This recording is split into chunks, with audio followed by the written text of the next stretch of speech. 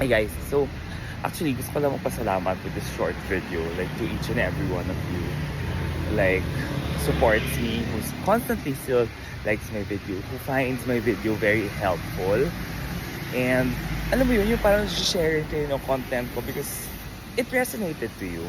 I think that's one thing that I want to always do, na parang we create content because we want to create value for other people, whatever value it is. May helpful ba sa kanila sa personal finance, helpful ba sila sa travel, helpful ba sila sa kahit anong buhay nila, anong parte ng buhay nila. That's why I create content, di ba? And also, lahat ng mga messages nyo to each and everyone who really spends the time to send a message to me, who even sends na parang how the content was helpful to your personal life. Maraming salamat. I know it's a lot of effort to send a message, to even write down a comment, di ba? And it's not easy. Parang hindi yan usually ginagawa ng tao. Kaya I really want to say thank you and I appreciate each and every one of you guys. And of course, syempre, dahil July is the month of mag 2-year anniversary na si Kaskasan Buddies.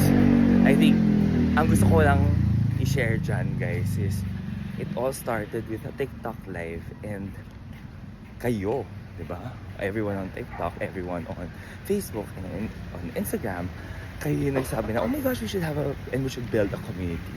And that's the main reason why we have the community now.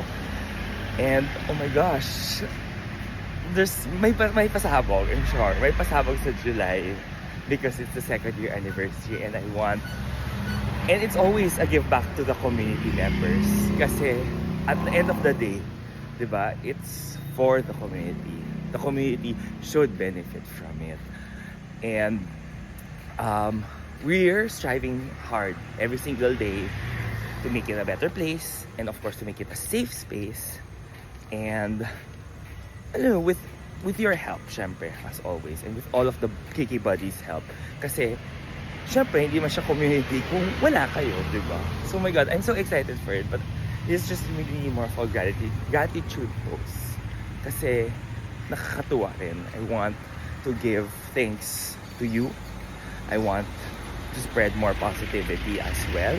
Because the world is not always a very nice place. But, we have to make it always nicer. Kasi, why spread hate, right? Sabi nga ni Maria Ressa, parang hates breed hate, diba? So, why spread hate? Bahala na yung mga hates. Anyways, yun lang. Magpa-check up kasi ako, guys. So, naglalakad na ako pa uwi. Bye!